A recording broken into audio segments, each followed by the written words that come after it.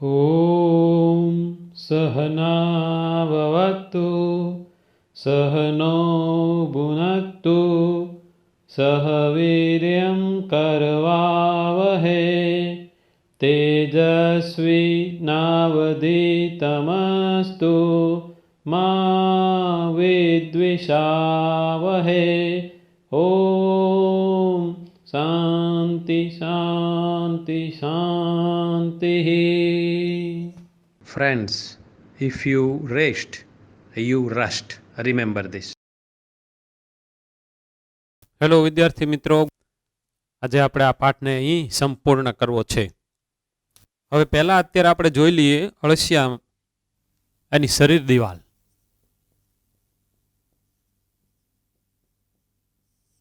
તો અળસિયાની શરીર દિવાલ બહારથી જોઈએ તો ક્યુટિકલ વાળું આવરણ છે અને એ પોતે ભેજયુક્ત હશે, એટલે કે ભીની હશે અને થોડી ઘણી ચીકણી હશે. અને ત્યાંથી CO2 O2ની આપલે થશે. એની બરાબર નીચે પુષ્કળ માત્રામાં સૂક્ષ્મરુધિર કેશિકાઓ હશે. એ જે સૂક્ષ્મરુધિર કેશિકાઓ છે એની અંદર રુધિરનું વહન થતું હોય. એનું જે બ્લડ છે એની અંદર રુધિર રસમાં હિમોગ્લોબિન ઓગળેલું છે. રુધિર કોષો છે પણ આ જે હિમોગ્લોબિન છે એ પોતે કોષની અંદર નથી. એટલે CO2 O2 એ પોતે પ્રસરણ થઈ અને ઓક્સિજન દરેકે દરેક પેશીકોષને પહોંચે અને CO2 વાતાવરણની અંદર વિયો જશે. આપણને ખબર છે કે અળસિયા છે એ બધા ખેડૂતના મિત્રો છે. અને કોઈ પણ બધી વનસ્પતિ હોય કે જેના મૂળ નીચે જમીનની અંદર પ્રસ્થાપિત થયેલા હોય તો એમના મૂળને જે શ્વસન વાયુ તરીકે ઓક્સિજનની જરૂરિયાત ઊભી થાય એમને ત્યાં સુધી પહોંચાડવા માટે ઓક્સિજનને, એટલે કે વાતાવરણની હવાને મૂળિયા સુધી પહોંચાડવા માટે અળસિયા ખૂબ જ તે કામના છે. એ જે સોઇલમાં હોય, જમીનમાં હોય, ત્યાં ઓલા બધા ઢેફા ખાઈ જાય. એ પછી નાના નાના નાના નાના નાના નાના કણની અંદર વિભાજિત કરી અને એનો બહાર ત્યાગ કરી દે. વર્મ કમ્પોસ્ટિંગ કહેવાય. એ જો ઢગલી પડ્યું એના આધારે જ તે ખબર પડે. આપણે લાસ્ટ લેક્ચરમાં શીખી ગયા કે અહીંયા કાંઈક જગ્યાએ અળસિયા હોવા જોઈએ. બગીચામાં જઈએ તો આપણને આના આધારે ખ્યાલ આવી જાય. તો આના કારણે થયું હું તો કે જે ભૂમિમાં બધા મોટા મોટા ઢેફા હતા એ બધા નાના નાના થઈ ગયા. એટલે એ પોતે છિદ્રિષ્ટ બની. તો વાતાવરણની હવા ઓક્સિજનવાળી એ છિદ્રો મારફતે ઠેઠ જે મૂળ અને મૂળના બધા પ્રાઇમરી, સેકન્ડરી ને ટર્સરી, એટલે કે જેની બધી શાખા અને ઉપશાખાઓ હોય ઠેઠ ત્યાં સુધી આ બધા કણોની વચ્ચે જે છિદ્રોથી એમાંથી ઓક્સિજનવાળી હવા પોતે પહોંચી જતી હોય. તો એનો રોલ છે. પછી માછલીઓને પકડવા માટે ચારા તરીકે એ અળસિયાનો ઉપયોગ થાય. મરેલા અળસિયાને ઓલામાં ખૂપાડી દે, એનો જે હૂક હોય એમાં, એટલે માછલી ત્યાં ખાવા આવે ને માછલી એની અંદર ફસાઈ જશે. આ બધું સામાન્ય માહિતી છે, તમે વાંચો તો આવડે એવી છે. હવે આ જે દિવાલની આપણે રચના જોવાની છે, શરીર દિવાલની, તો આવી રીતના એમ કરીને શરીર દિવાલ અળસિયાની છે. જો આપણે પહેલા અળસિયાને કાપીએ,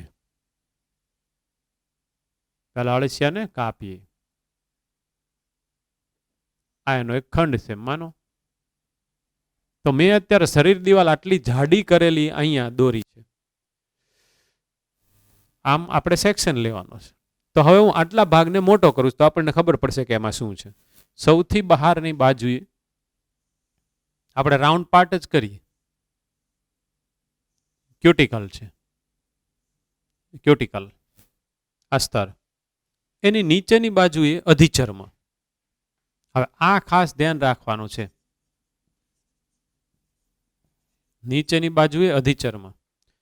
અધિચર્મ સ્તંભીય કોષો, સ્તંભાકાર કોષો નું એક સ્તર જ તે.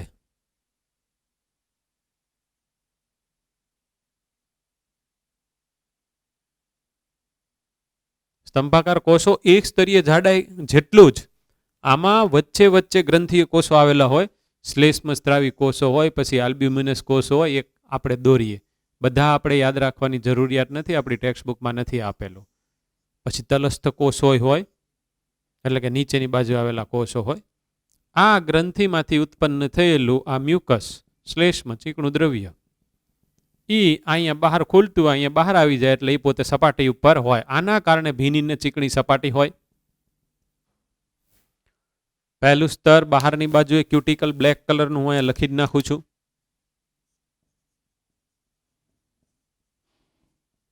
હવે પછી વર્તુળી સ્નાયુ. તો વર્તુળી સ્નાયુ ને હું આ રીતે ડ્રો કરીશ. આ વર્તુળી સ્નાયુ.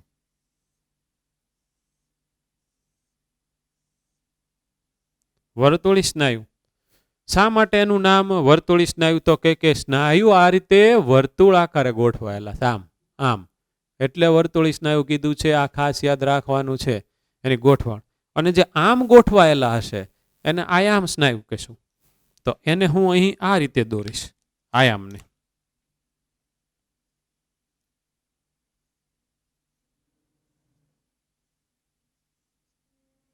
આયામ સ્નાયુ સ્તર.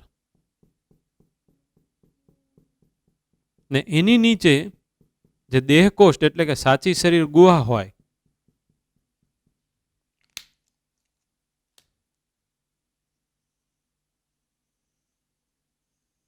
એને ઘેરતું જે સ્તર હોય એ આવેલું હોય. દેહકોષ્ઠનું અધિસ્તર. ઉપર છે એ અધિચર્મ છે. વર્તુળી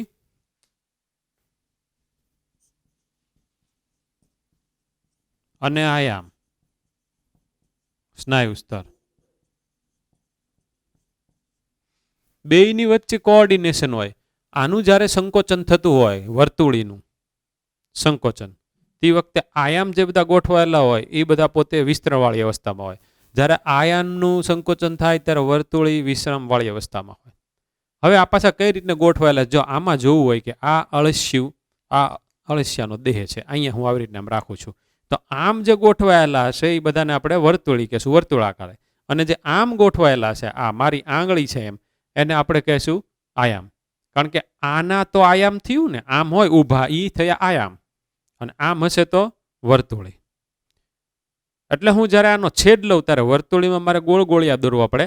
આયામમાં મારે આનો હું છેદ લઉં આમ કરીને છેદ લીધો તો અહીંયા ટપકું દોરવું પડે. આ મેં જે ટપકા દોર્યા છે ને એ એક સ્નાયુ છે. અહીંયા મારે ઘણા બધા ટપકા દોરવા પડે. આ બધા એના બંચ હોય.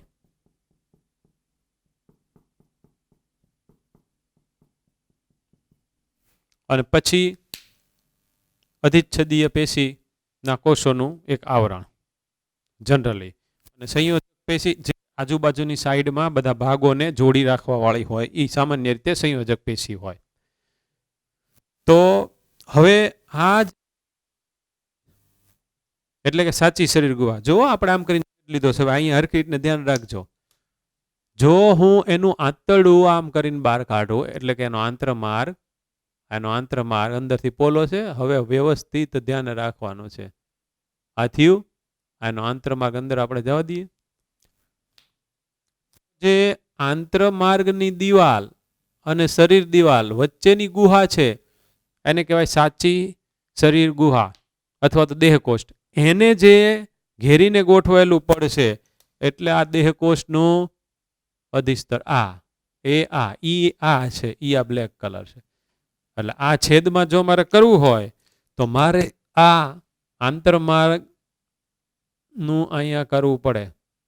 હવે તમે વિચાર કરો, આખું પડ તો એ દેહકોષ્ઠનું થયું. અને આ છે એ આંતરગુહા છે, એટલે ખોરાક બધો આમાં જવાનો છે. અહીંયા બહુ તમારી ટેક્સ્ટ બુકમાં 3-4 ખાલી લાઈન આપી છે.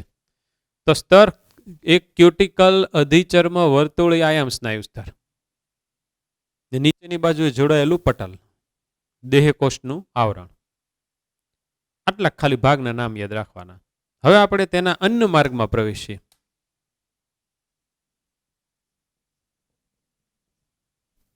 તો મુખદ્વારથી શરૂ થાય અને મળદ્વાર ખુલ્લે, એટલે કે સંપૂર્ણ અન્નમાર્ગ. કારણ કે બે છેડા અલગ અલગ.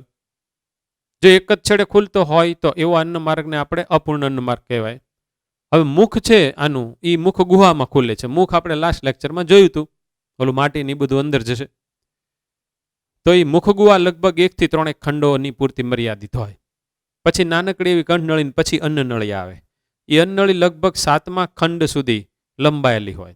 પછી 8મા અને 9મા ખંડમાં આ જે અન્નનળી છે એ પોતે પેસણીમાં ખુલતી હોય. આનામાં તે પેસણી હોય, કારણ કે એનો ખોરાક જ છે. ઓલા બધા ઢેફા ખાશે, પ્લસ જે બધા મૃત પર્ણો ને એ બધું હશે એ, તો એને પછી દળવા માટે આ પેસણી ખૂબ જ તે અગત્યતા ધરાવે છે. પછી પેસણી, પછી સીધું જઠર આવે.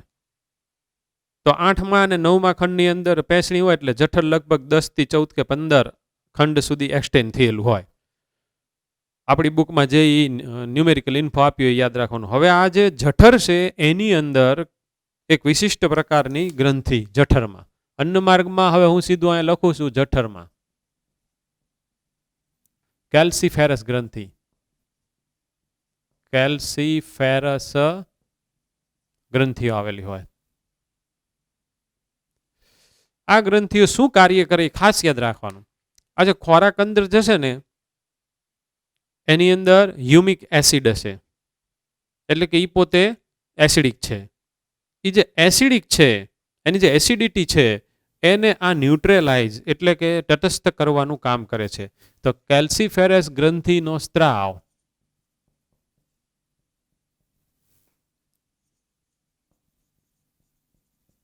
એસિડિક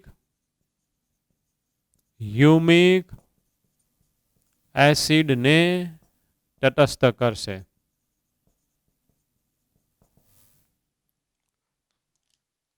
હ્યુમસ નો એક બંધારણીય ઘટક હ્યુમિક એસિડ. હ્યુમસ નો એક બંધારણીય ઘટક હ્યુમિક એસિડ. હ્યુમસ કઈ રીતને બને? એની અંદર તો પુષ્કળ પ્રમાણમાં કાર્બનિક ઘટકો છે, એની અંદર પુષ્કળ પ્રમાણમાં બધા ન્યુટ્રિશનલ મટીરિયલ પડ્યું છે, એટલે કે બધા પોષક તત્વો પડ્યા છે. પણ એ કઈ રીતને બને એની વાત આખી ખૂબ વધારે ઇન્ટરેસ્ટિંગ છે, જે આપણે 12માં આવશે. આમ તમે એવું માનો કે હ્યુમસ એટલે કોઈ ચોક્કસ આકાર ન હોય અને જેની અંદર કાર્બનિક દ્રવ્યો હોય અને જેની ઉપર સૂક્ષ્મ જીવો ખૂબ વધારે પોતે વ્યવસ્થિત કાર્ય કરી ન શકે. એક ટાઈપના ખાતરની જેવું થયું, જેનો રંગ ભૂખરો હોય, તો એ ભૂમિમાં હોય. અને આ પાછું હ્યુમસના નિર્માણ માટે આ અળસિયું જ તે જવાબદાર છે. એટલે આપણે જ્યારે વિઘટનની પ્રક્રિયા 12મા ધોરણમાં ભણશું ત્યારે એના બધા સોપાન આવશે. એની અંદર એક સોપાન તરીકે હ્યુમિફિકેશન આવશે, સેન્દ્રિય ખાતર નિર્માણ. એટલે ત્યારે આપણે હ્યુમસ જોશું. અત્યારે તો આપણે ખાલી એટલું યાદ રાખવાનું છે કે જઠરની અંદર હ્યુમસ છે અને એની અંદર રહેલો એક ઘટક હ્યુમિક એસિડ છે. આ એસિડને ન્યુટ્રલાઇઝ કરવા માટે જઠરની અંદર આવેલી કેલ્સીફેરસ ગ્રંથિનો સ્ત્રાવ જવાબદાર છે. હવે ત્યાંથી આગળ જઈએ એટલે જઠરથી આગળ પછી આંતરમાર્ગ શરૂ થઈ જાય. તો આંતરમાર્ગ ઠેઠ સુધી પછી રહે, એટલે કે એમનું આપણે જેને આંતરડું કહીએ એ આંતરમાર્ગ. એટલે હવે એની પાછી ઘણી બધી લાક્ષણિકતા હોય. એમાં 2 શંકુ જેવા સિક્કમ આવેલા હોય. સિક્કમ એટલે કે અધ્યંત્રો આવેલા હોય, જે આપણે વંદાની અંદર પણ જોયા હતા, 8 હતા. આની અંદર ખાલી 2 હોય. પછી આગળ 26મો ખંડ જે હોય ને આંતરડાનો 26મો ખંડ, એમાં આ માનો કે આંતરડું છે, આંતરડું છે. હવે ધ્યાન રાખજો, 26મો ખંડ હોય ને એમાં અંદરની બાજુએ આવી રીતે વળેલો ગળી જેવો પાર્ટ હોય.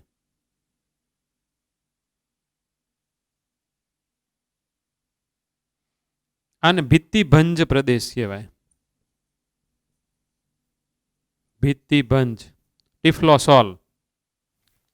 26મા ખંડથી આંતરડામાં શરૂ થઈ જાય તો ઠેઠ સુધી હોય. છેલ્લા જે ખાલી 25 કે 30 ખંડોની અંદર જે આંતરડું હોય ત્યાં જ ન હોય, બાકી ઠેઠ સુધી હોય. તો આના કારણે પચેલા ખોરાક શોષણ સરળ અને વધુ થાય. આ વિસ્તાર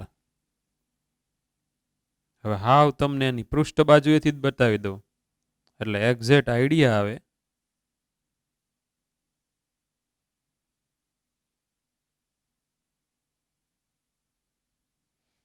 જો આટલું જ હોત તો આટલાક દ્વારા શોષણ થાય, એનેથી વધારે શોષણ આ વળી ગયું એટલે પ્રાપ્ત થાય. આ જ ભિત્તિભંજ છે,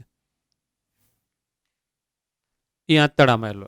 હમણાં આપણે આકૃતિ જોશું તો આ લોકોએ આંતરડાને અંદર આમ કરીને બાખું પાડી અને ઓલો દરવાજો ખોલે આમ ખોલ્યું અને ઊભી લાઈન ખાલી બતાવેલી છે. હમણાં આપણે જોવાના છીએ. તો આખો જે અન્નમાર્ગ છે એની હમણાં હું તમને આકૃતિ બતાવું છું. મુખ ગુહા, નાનકડી એવી કંઠનળી, પછી તરત જ અન્નનળી આવી જાય, અન્નનળી આગળ હાલે એટલે પછી પેસણી આવી જાય, પછી જઠર અને પછી છેલ્લે આંતરડો. આંતરડામાં એ જે 26મો જે ખંડમાં પડેલું આંતરડું હોય ત્યાંથી જ બે પાર્શ્વ બાજુએ શંકુ જેવા ભાગ જેનું નામ છે અધ્યાંત્ર, અને ત્યાંથી જ તે 26મા ખંડથી ભિત્તિપંજ. એટલે 26થી ઉપરનો જે વિસ્તાર હોય એને આપણે કહીશું પૂર્વ ભિત્તિભંજ પ્રદેશ, અને 26થી તો કે ભિત્તિભંજ પ્રદેશ યુક્ત આંત્રમાર્ગ. એમાં ખાલી આપણે બે જ ભાગ પાડવાના. આપણે અન્ન માર્ગની વાત કરી રહ્યા છીએ. વલયિકામાં તો કે એક વલયિકા વિસ્તાર, એ એના શરીરના દેહનો એટલે કે એ પોતે બહારનો વિસ્તાર હતો વલયિકા, પછી આગળનો એટલે કે પૂર્વ વલયિકા, અને પછીનો વલયિકા પછીનો વિસ્તાર એટલે કે પશ્ચ વલયિકા વિસ્તાર. આપણે અંદર ગળી ગયા છીએ. આંતરમાર્ગ છે એનું જે આંતરડું છે એમાં ભિત્તિભંજ જ્યાંથી શરૂ થાય તેનાથી આગળનો વિસ્તાર એટલે પૂર્વ ભિત્તિભંજ વિસ્તાર. આટલું યાદ રાખવાનું. એની હમણાં આપણે આકૃતિ જોવાના જ છીએ. તો એક શરીર દિવાલ થઈ, એક એનો અન્નમાર્ગ થયો. હવે ઉત્સર્જન માટેની વ્યવસ્થા જોઈએ તો ઉત્સર્ગિકા આવેલી હોય. આકૃતિ દોરું છું. ઉત્સર્ગિકા પોતે ક્યાં આવેલી છે એટલે કે એના સ્થાનના આધારે એના 3 પ્રકાર: વિટપીય,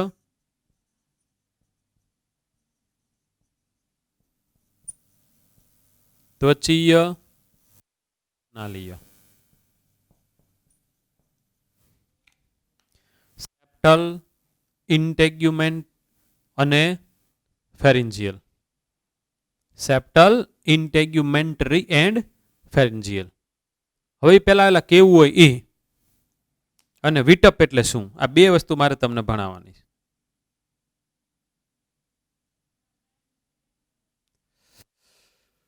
ઉત્સર્ગિકા નિવાપ એનો શરૂઆતનો ભાગ, અહીંયા બધા પક્ષમો જેવી રચના, પીપુડા જેવો, ત્યારબાદ નલિકામય વિસ્તાર,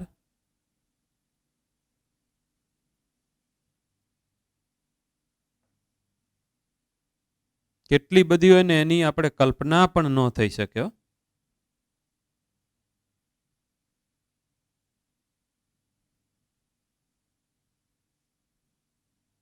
નહીં, અહીંયા કાંક ખુલી ગઈ, નળી જ છે.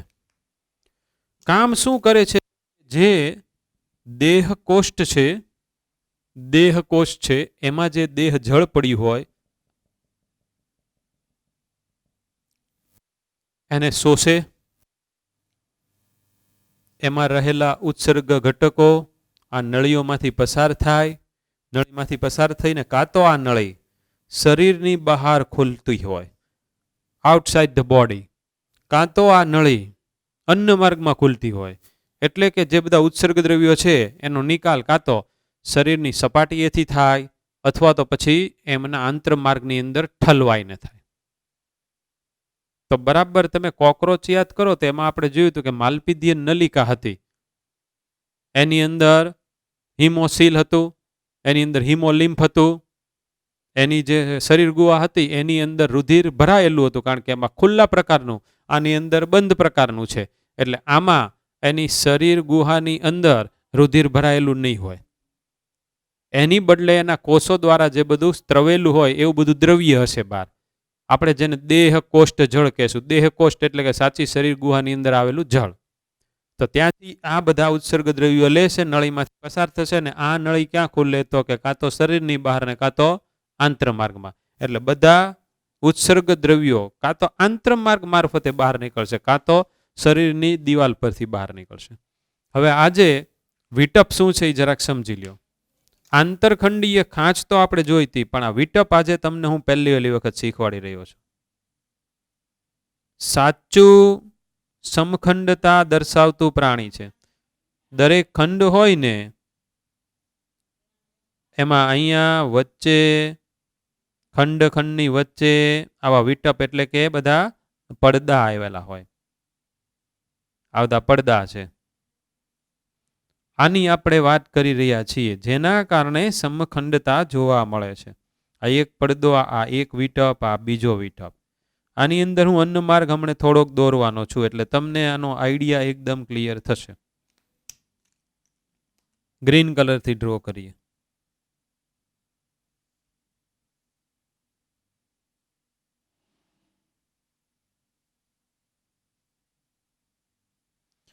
આવું હોય. દરેક ખંડમાં અન્નમાર્ગના અમુક અમુક બધા ભાગ હોય. તો આ જે વિટપ છે ને એની ઉપર, આ માનો કે વિટપ છે, આ મારો હાથ છે એ વિટપ છે, તેમાં અહીંયા અને અહીંયા બધી જગ્યાએ આ ટાઈપની ઉત્સર્ગિકાઓ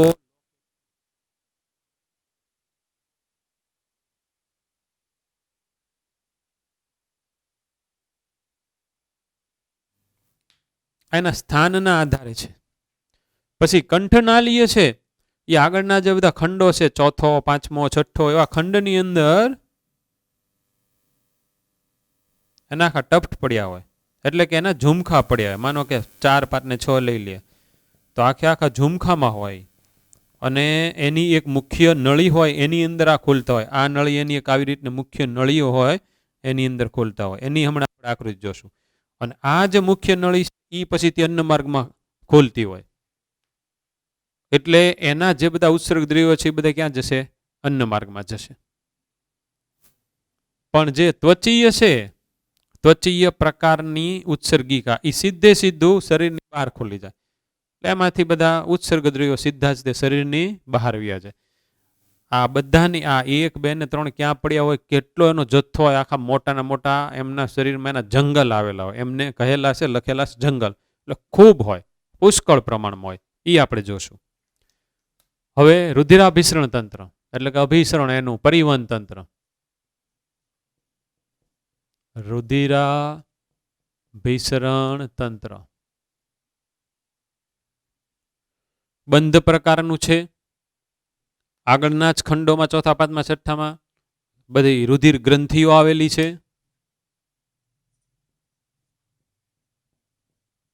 રુધિર ગ્રંથિઓમાંથી રુધિર કોષો ઉત્પન્ન થાય.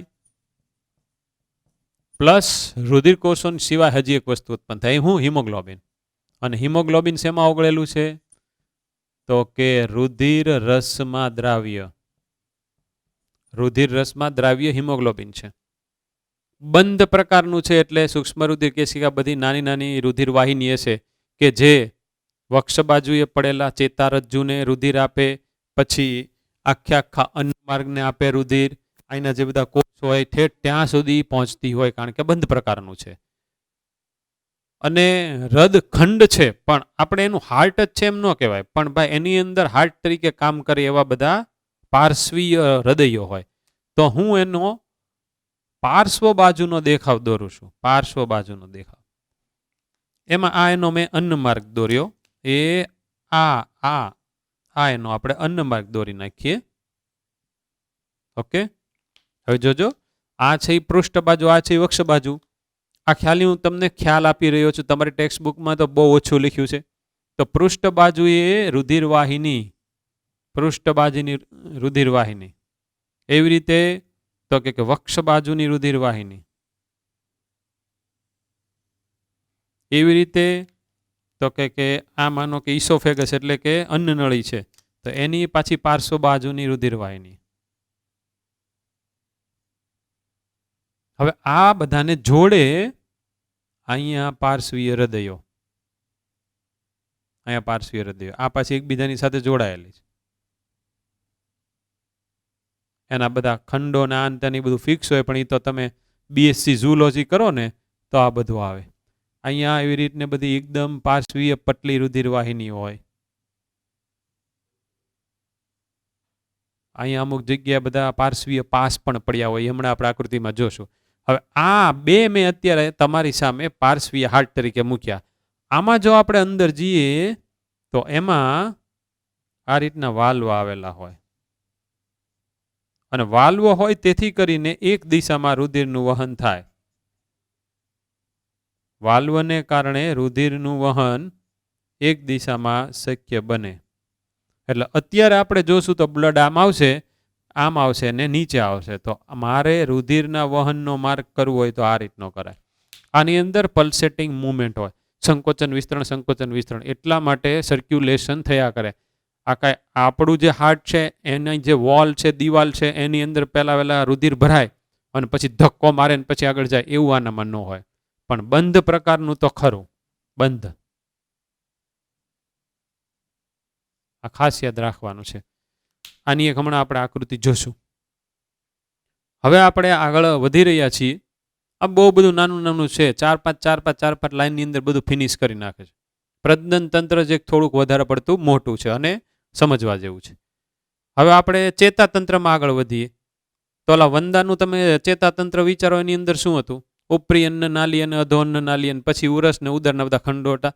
આમાંય તે એવી રીતને ચેતાકંદ યુક્ત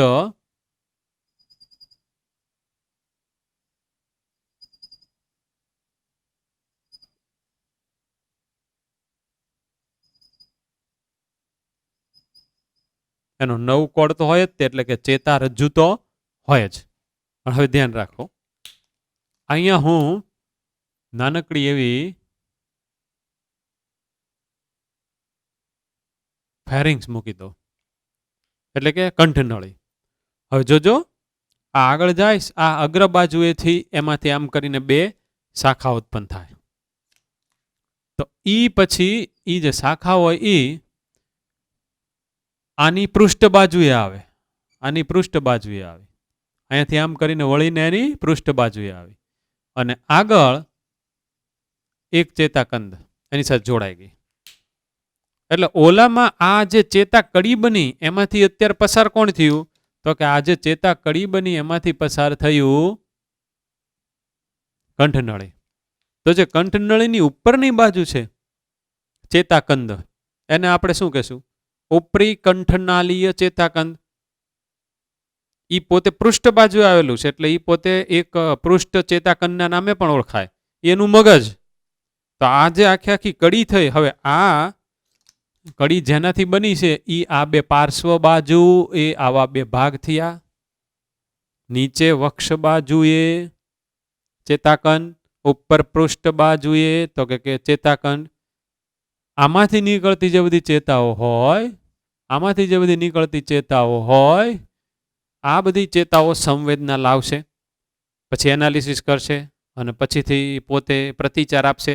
તો ઈ આને સાંકળશે પ્રતિચારમાં. વર્તુળી આયામ સ્નાયુનું સંકોચન વિસ્તરણ, સંકોચન વિસ્તરણ. જ્યાં જ્યાં સંવેદના ગ્રહણ થતી હોય ત્યાં ત્યાં પ્રતિચાર તો હોવાનો જ તે. તો વેન્ટ્રલ નવકોડ કહેવાય, એટલે વક્ષ બાજુએ. તો હવે આમાં જોજો બધું કેવું છે.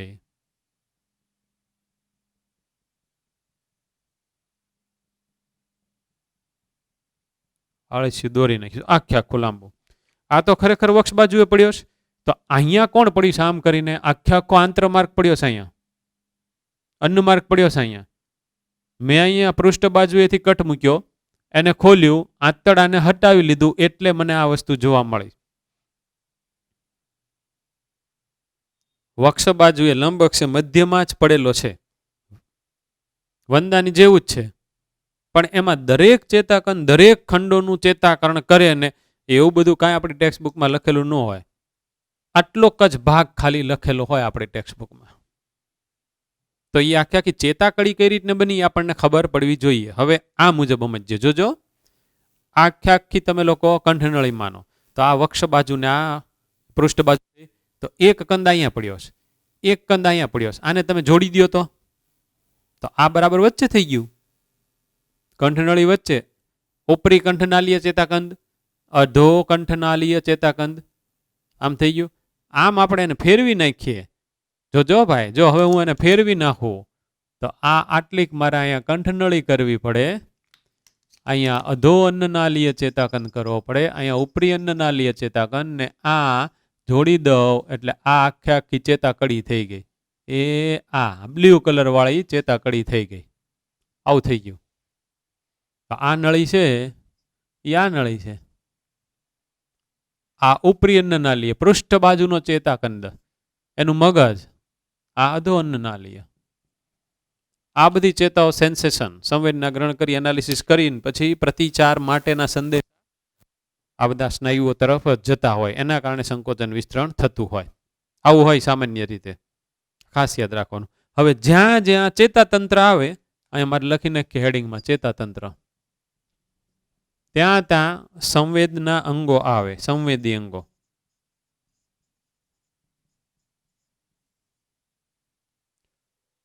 તો એક પ્રકાશ સંબંધી,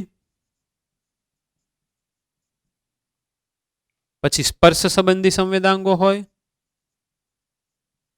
અને એક રસાયણ.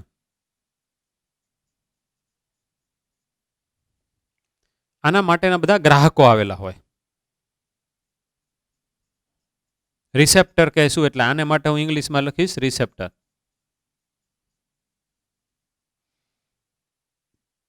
આ બધા કોષોના સમૂહ છે, બીજું કાંઈ નથી. તો માનો કે સ્પર્શ સંબંધી છે, આની અંદર કાંઈક જગ્યાએ કોષો એવા બધા પડેલા છે, તો ભૂમિની અંદર કંપનો થશે, એને ખબર પડી જશે. આની પાસે આંખ તો છે નહીં. રસાયણ, કેમો રિસેપ્ટર્સ, તો બધા કેમિકલ પ્રત્યે સંવેદનશીલ. આપણું માનો કે નાક હોય, એની અંદર બધા ઘ્રાણ અધિચ્છદના કોષો હોય. એ જે કોષના કોષરસ પટલ હોય એની અંદર બધા પ્રોટીન ખૂપેલા હોય. આ બધા પ્રોટીનની સાથે અહીંયા કોઈક માનો કે ગુલાબ છાપ અગરબત્તી સળગાવે તો ઓલા ગુલાબની સુગંધ ઉત્પન્ન કરનારા મોલિક્યુલ અંદર જશે, એ ઓલા કોષની અંદર આવેલા પ્રોટીનની સાથે જોડાઈ જશે. તો જેણે આ બધા અણુને મેળવ્યા એને શું કહેશું? રિસેપ્ટર. તે બધા ક્યાં પડ્યા હોય? તો કે કોષના કોષરસ પટલમાં. એની સાથે લોક થાય એટલે કોષની અંદરથી બધા કેમિકલ મેસેજીસ, એની અંદર બધા કેમિકલ લોચા શરૂ થાય ને પછી આપણી સેન્ટ્રલ નર્વસ સિસ્ટમને ખબર પડે, CNSને ખબર પડે, આપણા મગજને ખબર પડે કે ઓકે સરસ ભાઈ ગુલાબની સુગંધ આવી. આખી પ્રોસેસ આપણે ભણવાની છે 11th માટે, આપણે જ્યારે નાક ભણશું તારે. તો આનામાં એવું થોડું કોઈને, અને ઇંગ્લિશ મીડિયમની ટેક્સ્ટ બુકમાં લખ્યું છે ટેસ્ટ માટેના રિસેપ્ટર. ટેસ્ટ માટેના, તો ટેસ્ટ એટલે સ્વાદ થયો ને, ટેસ્ટ રિસેપ્ટર. આ બધા સામાન્ય રીતે શરીરમાં અગ્ર બાજુએ આવેલા હોય. અગ્ર બાજુએ આવેલા સંવેદનાની સામે પ્રતિચાર આપવા માટે. પણ આ આપણામાં જેવી રીતને નાક ને આંખ ને કાન ને એવું બધું હાઈલી ડેવલપ છે એવું નથી. આ બધા ખાલી કોષોની બનેલી રચનાઓ છે. એટલે હજી સેન્સરી ઓર્ગન બધા ડેવલપ થવા ઉપર છે. પછી જેમ જેમ આપણે આનેથી આગળ જશું, દાખલા તરીકે મત્સ્યમાં, તો એમાં થોડાક વધારે ડેવલપ થઈ ગયા છે, આપણામાં ખૂબ વધારે ડેવલપ થઈ ગયા હશે. હવે આપણે એક જ વસ્તુ બાકી રહી, પ્રજનન તંત્ર. તો એમાં આવીએ એની પહેલા હવે એક કામ કરીએ છીએ. હવે તમારે વિમિયોની અંદર આ બધા લેક્ચર આવે છે એટલે તમે આનો સ્ક્રીનશોટ તો લઈ નહીં શકો, પણ અમે એવી ફેસિલિટી ઊભી કરી કે આનો સ્ક્રીનશોટ અમે પાડી અને તમને જે બોર્ડ વર્કમાં મોકલાવી દેશું. ઓકે, તો હું થોડોક આગો વયો જાઉં છું અને આ સ્ક્રીનશોટ તો લેવાઈ જશે, કાંઈ વાંધો આવશે નહીં.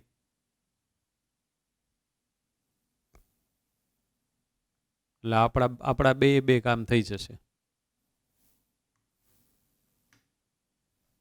ઓકે, તો આટલો ભાગ જવા દઉં છું, અન્નમાર્ગ વાળો, અને આટલાક ભાગની અંદર આપણે પ્રજનન તંત્ર નીંદર પછી આગળ ચેકતા જશું.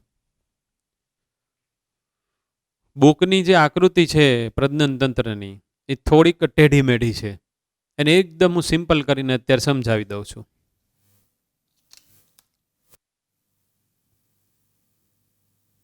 એક જોડ જે હું અત્યારે દોરી રહ્યો છું તે અંડપિંડ દોરી રહ્યો છું. અંડપિંડ, એની નીચે આ અંડવાહિની વાપ અને અંડકોષને લઈ જતી અંડવાહિની એ અહીંયા આમ કરીને ભેગી થઈ અને ક્યાં ખુલતી હોય આ તમારે વિચારવાનું છે કે એ ક્યાં ખુલે? 14મા ખંડમાં વક્ષ બાજુએ મધ્યમાં માદા જનન છિદ્ર તરીકે. તો આ તો અંડપિંડ છે, અહીંયાથી અંડકોષ આવશે, અહીંયાથી સીધા બહાર નીકળવાના છે. અહીંયા આપણે બાજુમાં એક આકૃતિ દોરીએ.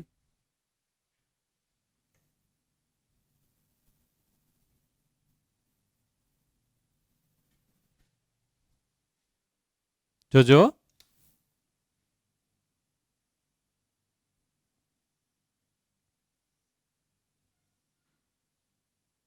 એટલું ઇન્ટરેસ્ટિંગ છે આ.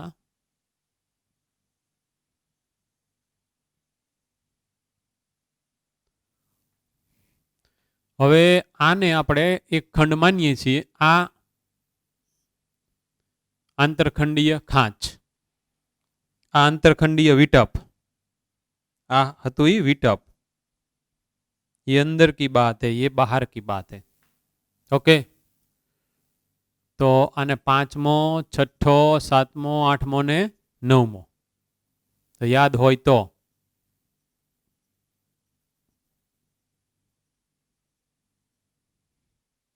શુક્ર સંગ્રહાશય જેમાં ખુલ્લે એવા આ છિદ્ર. હવે અહીંયા હતું 10, 11, 12, 13 ને મારે 14માનું કામ છે. 14, 15 ને 16. 14, 15, 16. તેમાં 14માં અહીંયા વચ્ચે જે છિદ્ર હતું માદા જનન છિદ્ર એ આનું હતું. એટલે જો અહીંયાથી આપણે અંદર આમ આ બોલપેનનું અંદર જવા દઉં તો એ બોલપેન અહીંયાથી બહાર નીકળશે. આપણે એના શરીરની અંદર છીએ. 14, 15, 16 પછી યાદ હોય તો 17 અને 18માં બંને પાર્શ્વ બાજુએ નર જનન છિદ્ર હતા. આનું હમણાં અહીંયા આવશે. આ છે એ વક્ષ દેખાવ મેં ડ્રો કર્યો છે. આપણે અત્યારે અંદરની બાજુએ છીએ. પૃષ્ઠ બાજુએ અળસિયાને આમ કરીને કાપ્યું અને આપણે ખોલ્યું. તો પહેલા આપણે માદાના પ્રજનન તંત્રમાં મુખ્ય માદાના પ્રજનન અંગ તરીકે એક જોડ અંડપિંડ, અંડવાહિની નિવાપ, પીપુડા જેવો ભાગ, આનું નામ શું પાડ્યું છે? ઉત્સર્ગિકા નિવાપ.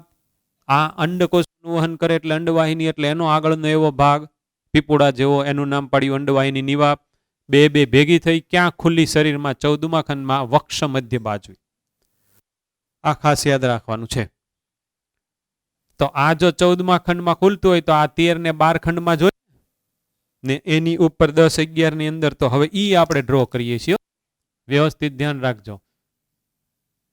1, 2, 3 ને 4 શુક્રપિંડ હું અત્યારે દોરી રહ્યો છું. 4 નહીં, આ 4 નલિકા હોય એવી રચના, પણ આ છે એક જ તે શુક્રપિંડ. તો એક જોડ અને બીજી જોડ અહીંયા, એટલે કુલ 2 જોડ શુક્રપિંડ. એટલે નરનું મુખ્ય પ્રજનન અંગ થયું. હવે એની આજુબાજુ કોથળી હોય. તેવી રીતના આની આજુબાજુ હોય કોથળી. બે સાઈડમાં એની આજુબાજુ કોથળી. બે બાજુના શુક્રપિંડની ફરતે કોથળી. શુક્રપિંડ કોથળીઓ. એની નીચે શુક્રાશય કે જેમાં શુક્રકોષનો સંગ્રહ થવાનો છે. પણ ઈ આ કોથળીની સાથે કનેક્ટિવિટીમાં નલિકામય સ્વરૂપે હોય. એક નાનકડી એવી નળી હોય. એ નળી થ્રુ એની સાથે કનેક્ટિવિટીમાં હોય, એની સાથે જોડાયેલું હોય. આ શુક્રાશય, શુક્રપિંડ, શુક્રપિંડની કોથળી. આ શુક્રપિંડની નીચે થોડીક પાછળની બાજુએ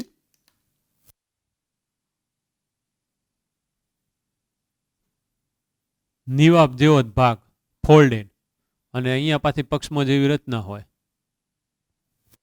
શુક્રવાહિની નિવાપ, અને અહીંયાથી શુક્રવાહિની, અને પાછી આપણે કલરથી દોરી નાખીએ.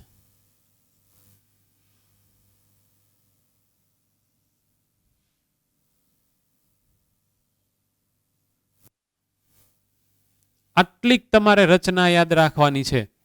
આ ભાગ છે એ આવો છે, અહીંયા અલગથી દોરું છું.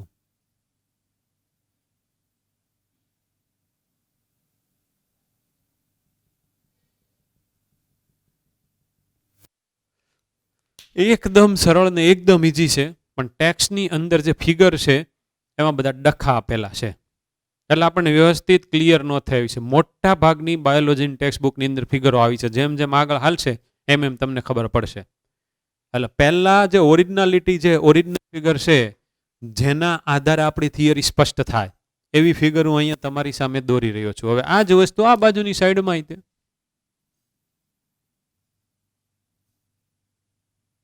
નળી,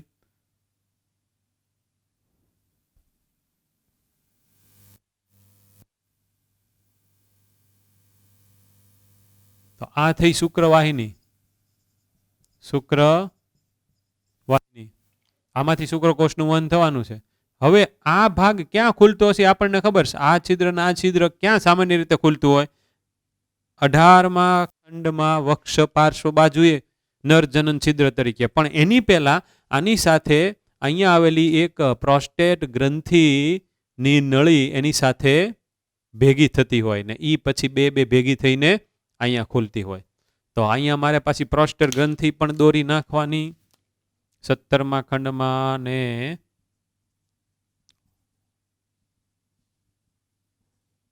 19મા ખંડ સુધી.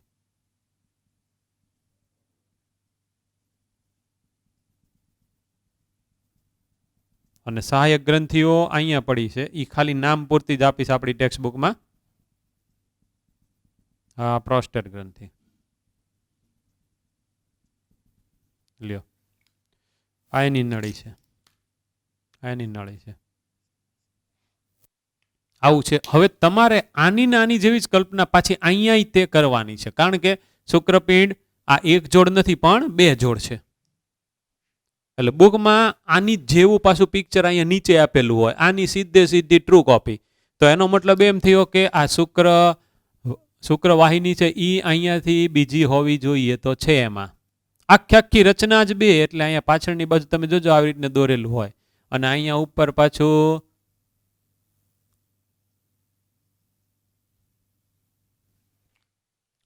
શુક્રવાહિની નિવાપે હોય, કારણ કે મેં જે પહેલી વેલી રચના દોરી એની જ જેવી બે.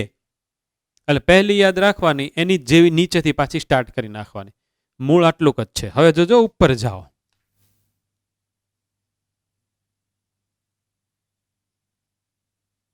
કોથળી,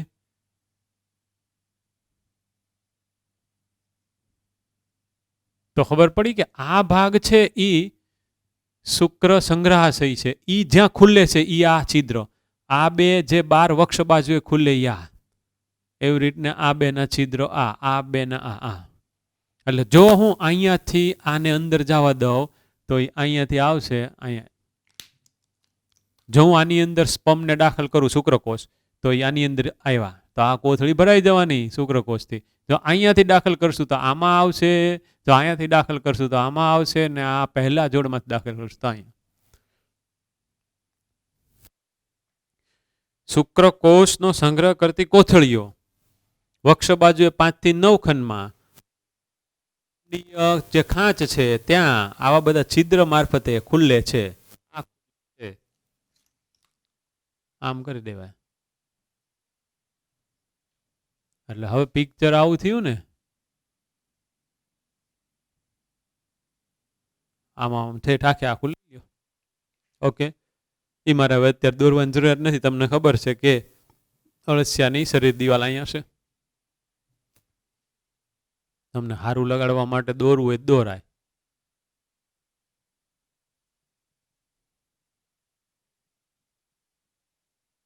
આમ થઈ ગયું. તો આ એકદમ સિમ્પલ ફિગર છે.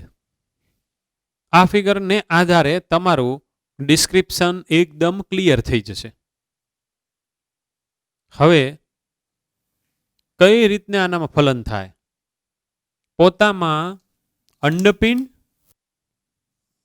અંડપિંડ છે, અને એનામાં જ પાછું શુક્રપિંડ છે. આ મેં શુક્રપિંડ દોર્યું છે. આ અંડપિંડ આપણે જોયું ને, અંડપિંડને જો આપણે થોડુંક મોટું કરીએ ને, આવી કેટલી નળીઓ હોય, 3 દોરી, એની અંદર અંડકોષો હોય આવી રીતને હરોળમાં ગોઠવાયેલા. આ બધા અંડકોષો છે. અહીંયાથી મુક્ત થશે અંડકોષ, એ સીધા આમાં આવશે ને અંડવાહિનીમાં. એ બહાર ખુલે છે 14મા. હવે શું થાય એ આપણે જોવાનું છે. જક્સ્ટાપોઝિંગ ફેશનની અંદર કોપ્યુલેશન એટલે કે સમાગમ. તો એની અંદર આપણી પાસે ફિગર તો છે જ તે, પણ અહીંયા હું તમને ખાલી સમજાવું કે આ એક અળસિયું, આ એક બીજું અળસિયું, આ કુલ 2 અળસિયા છે. તમને જે દેખાય છે વક્ષ બાજુ છે. સરખી રીતને સમજજો. આ આંગળીની ટોચ છે એનો મુખ છે, અને આ આંગળી જે આ પૂરી થાય એ એનું મળદ્વારમાંનું. તો એ આમ સમાગમ નથી કરતા, એ સમાગમ કરે છે આમ. આનું મુખ આના મળદ્વાર બાજુ હોય, આનું મુખ આના મળદ્વાર બાજુ હોય, આમ આમ આમ થાય છે ભેગા. અને પછી વક્ષ સપાટીએથી, આવી રીતે પૃષ્ઠ બાજુથી નહીં, ખાસ ધ્યાન રાખજો, વક્ષ સપાટીએથી. હવે તમારે શું કરવાનું એ જુઓ.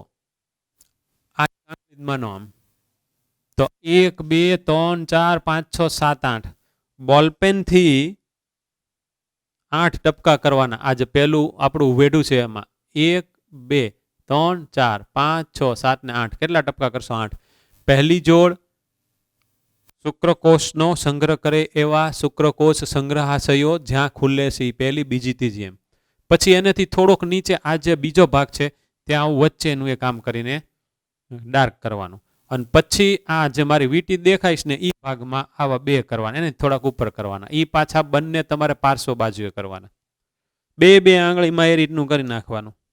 બરાબર છે? આંગળીમાં તે જો બોલપેન હોય ને નથી, આંગળીમાં કરો, આંગળીમાં કરો, 2 માં કરો.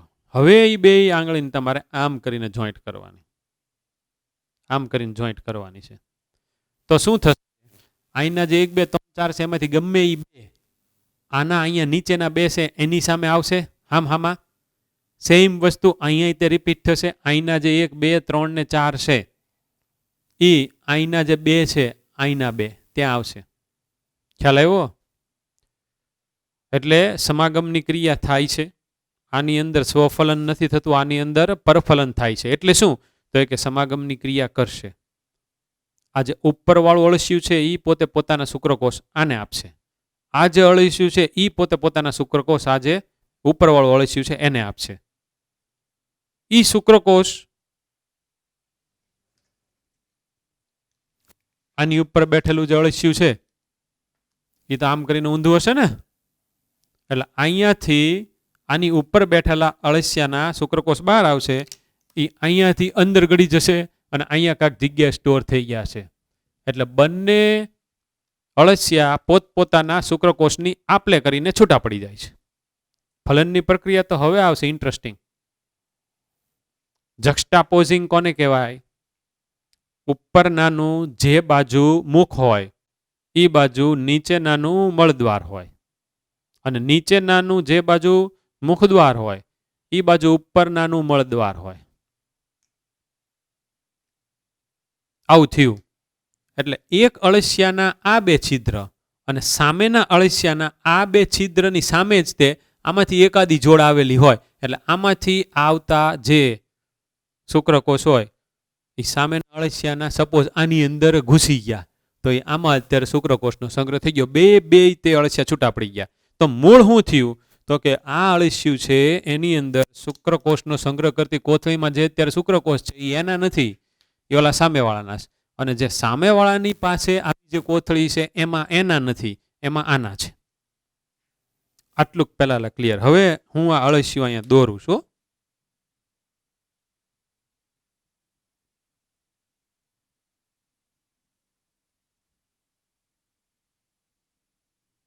સિમ્પલ દોરી નાખ્યું છે. આટલો ભાગ ક્લાઇટેલર રિજિયન. ક્લાઇટેલર એટલે વલયિકા પ્રદેશ.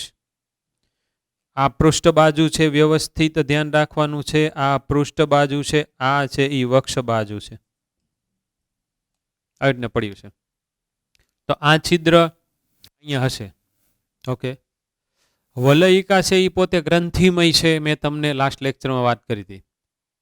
એનો બધો સ્ત્રાવ ઉત્પન્ન થશે. તો એનો જે સ્ત્રાવ ઉત્પન્ન થાય ને એટલે આની આજુબાજુ એક આવો કેપ્સ્યુલ જેવો ભાગ બને. આ સમજવાનું છે. સરસ.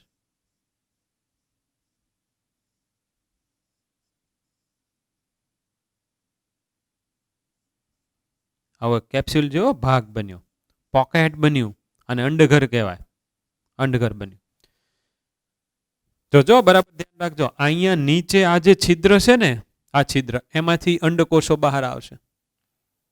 એ અંડકોષો બહાર આવીને આ અંડઘરની અંદર પડ્યા છે. ઘણા બધા અંડકોષો હશે તો એ અહીંયાથી બહાર આવશે ને. અંડપિંડ માંથી મુક્ત થયેલા અંડકોષ આ અંડવાહિની નિવાબ દ્વારા ગ્રહણ થયા, પછી આ અંડવાહિનીમાંથી અહીંયાથી બહાર આવ્યા, એની અંદર આવ્યા.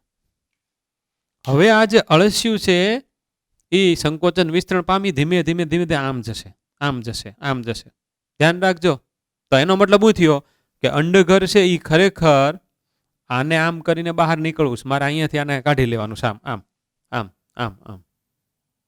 તો એ અહીંયા આવશે. તો આ અંડઘર એક વખત ક્યાં આવશે? તો કે અહીંયા આવશે ને આ ભાગ. આ બધા છિદ્રો ક્યાં પડ્યા છે? તો કે અહીંયા પડ્યા છે, અહીંયા અહીંયા અહીંયા ને અહીંયા. તો અહીંયા જ્યારે અંડઘર આવશે, હવે વ્યવસ્થિત સમજો, અહીંયા જ્યારે અંડઘર આવશે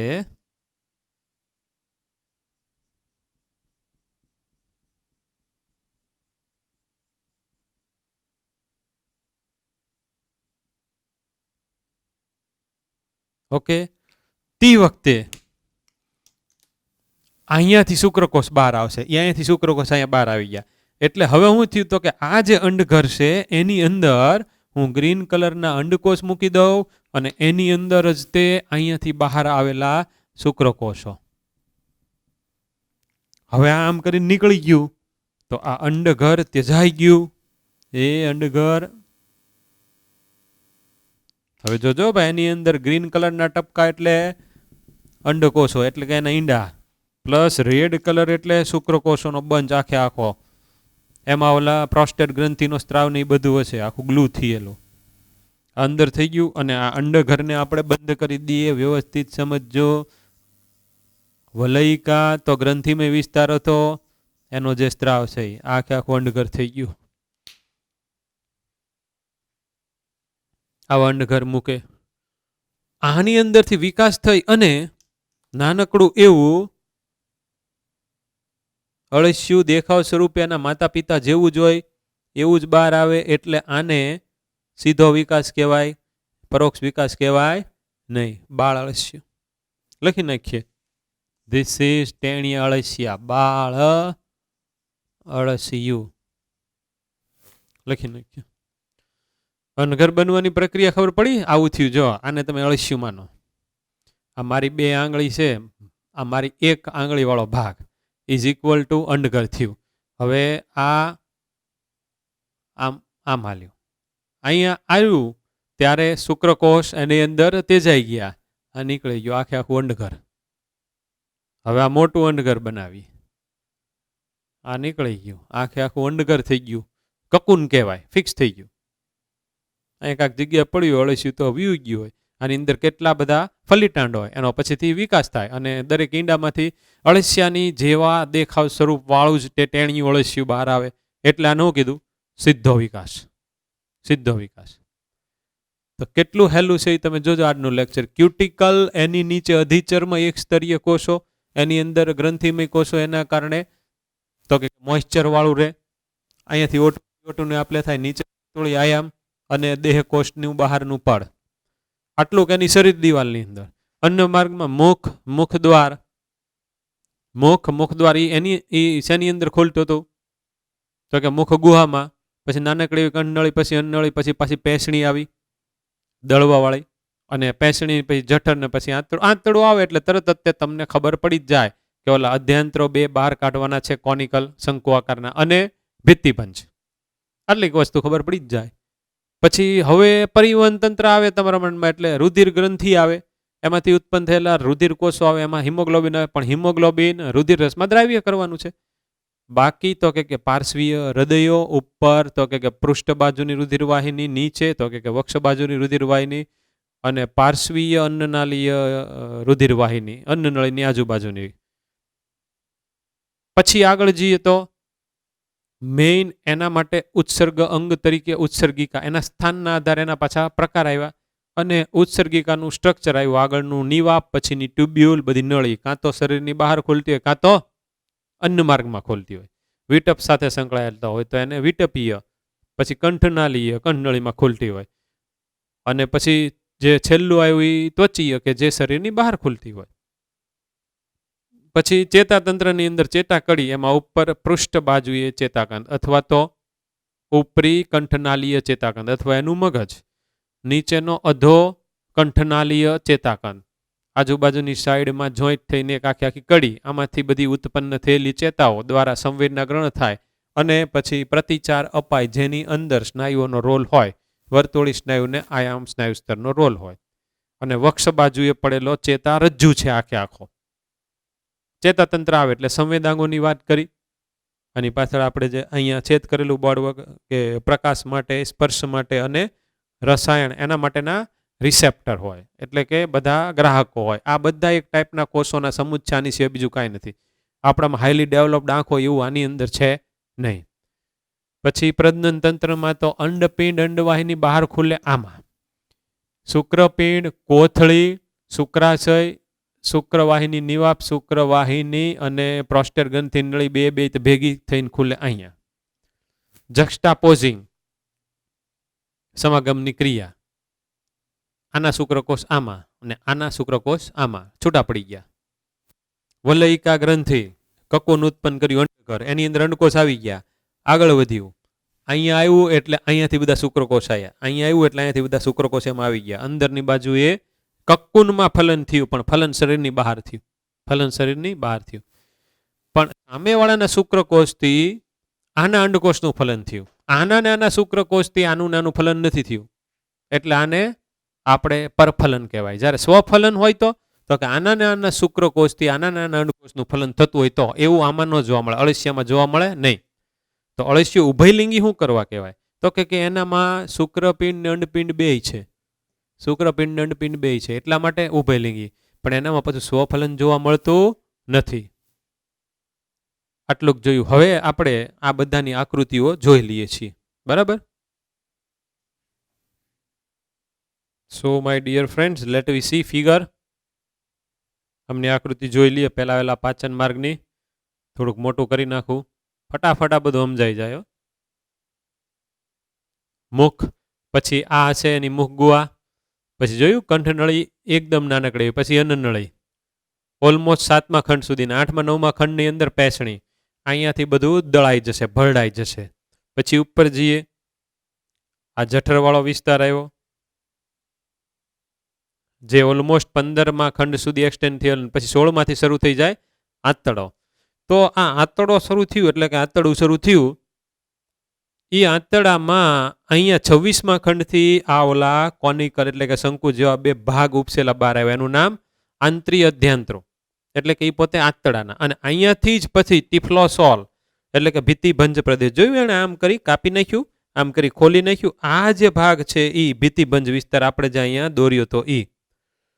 અને અહીંયા લસિકા ગ્રંથિઓ પણ પડી હોય તો લસિકા ગ્રંથિમાંથી બધા લસિકા કોષો ઉત્પન્ન થાય. લસિકા કોષો બધા ભક્ષણ કરવાનું કામ કરે, બહારથી બેક્ટેરિયા વાયરસ ને બધું આવે. તો આ 26મા ખંડથી આગળનો વિસ્તાર એટલે આંતરડાનો પૂર્વ ભીતિભંજ પ્રદેશ. ભીતિભંજ આમાં હોય નહીં, એનાથી આગળનો વિસ્તાર. Okay, so now we are moving on to another. પરિવહન તંત્રની આકૃતિ. આ આખી તે પૃષ્ઠ રુધિર વાહિની પૃષ્ઠ બાજુએ આવેલી, એને પણ આપણે થોડીક એનલાર્જ કરીએ.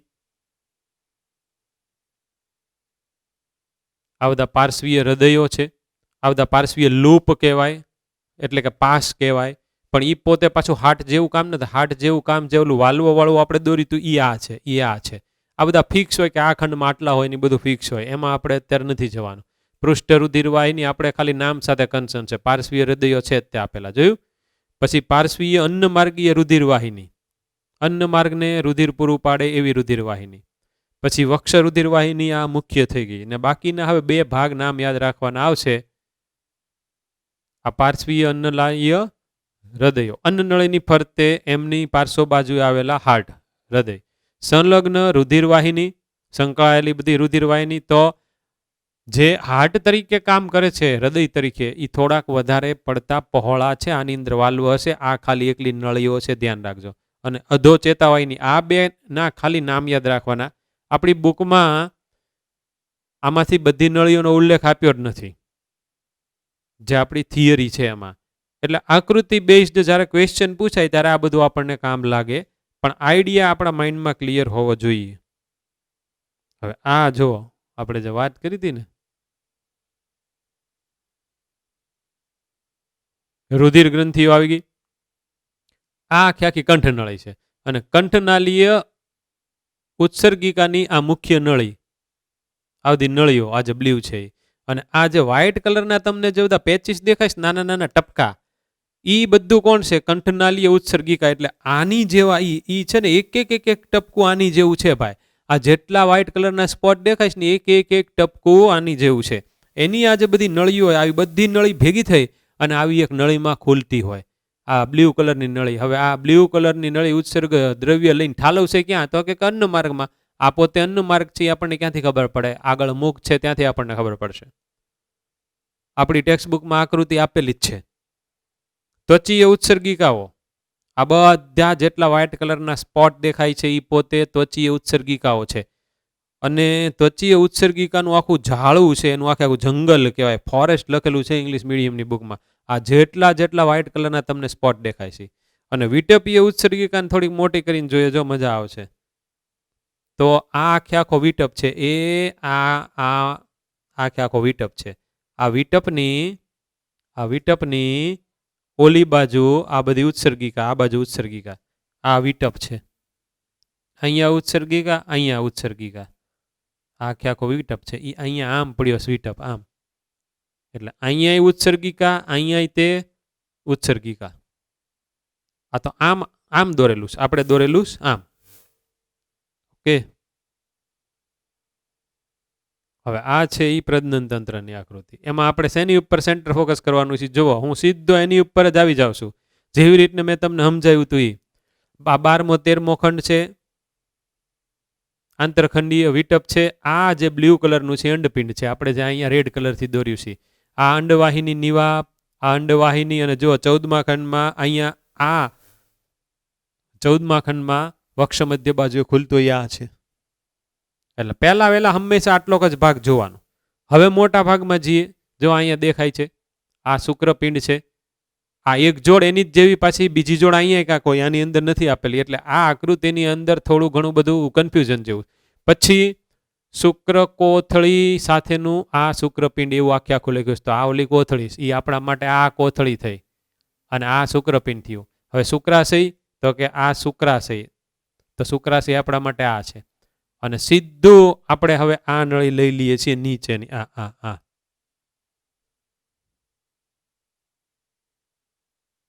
આ શુક્રવાહિની નિવાપ થયો આખો.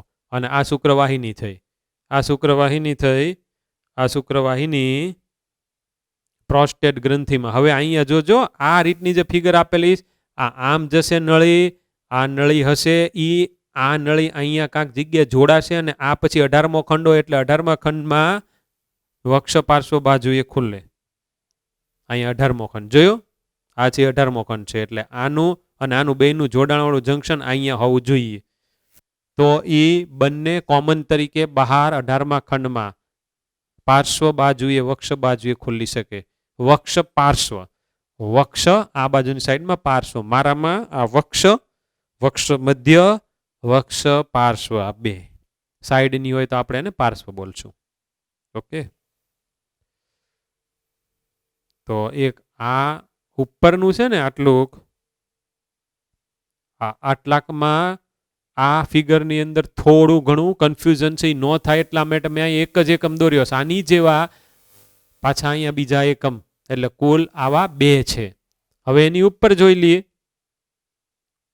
શુક્ર સંગ્રહાશયની કોથળી આવી ગઈ. 1 2 3 ને 4 જોડ, 5 6 7 8 9 સુધી. એ આપણે પહેલાંય તે ભણીને બેઠા છે, અત્યારે આમાંય જોઈને આમાંય તે આકૃતિ જોઈ. તો આ આકૃતિ છે એ જ આકૃતિ છે. પણ પહેલા આ તમે જો સિમ્પલ તમારા માઇન્ડમાં હોય તો જ તમને આ આકૃતિ સમજાય એવી છે.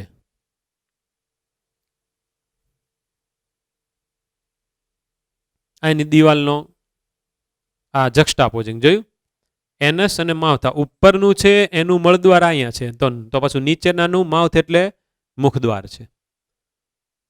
એટલે આના શુક્રકોષ આમાં જશે અને આના જે છે શુક્રકોષી આની અંદર જશે, ઉપરના અળસિયામાં જશે. ઓકે, અને કકુન કઈ રીતને બન્યું એ મેં અહીંયા તમને સમજાવ્યું. આજનું લેક્ચર આખું અળસિયું આપણે ભણ્યા. અળસિયામાં મેં તમને ભણાવ્યું, પાછું સાથે સાથે રિવિઝન કરાવ્યું. આ આખું લેક્ચર બધું જ એક સાથે, એટલા માટે કે વંદો તમે બધા ભણીને બેઠા હો તો આ આવડે, અથવા તો જો આપણે પહેલા આ ભણ્યા હોય તો પછી એના આધારે પાછો આપણને વંદો હોય તે ફટાફટ આવડી જાય. પણ રિવિઝન હમણાં મેં જેમ તમને છેલ્લે ખેંચ્યું ખાલી 10 મિનિટમાં કરે એવી રીતને થવું જોઈએ.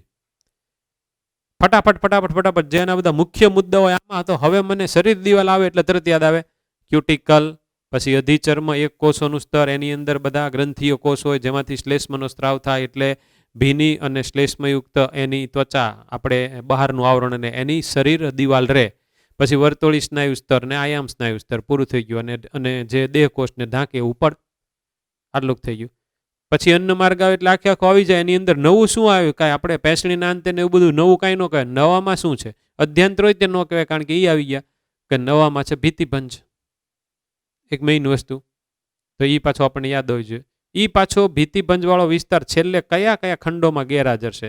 તો કે કરીબ આમાં 100 કે 120 ખંડ હોય, એમાં જે છેલ્લા 25 થી 30 ખંડ જે આપણી ટેક્સ્ટ બુકમાં આંકડાકીય માહિતી હોય એની અંદર ખાલી નથી. તો આ રીતને આપણે રિવિઝન ફટાફટ કરવાનું.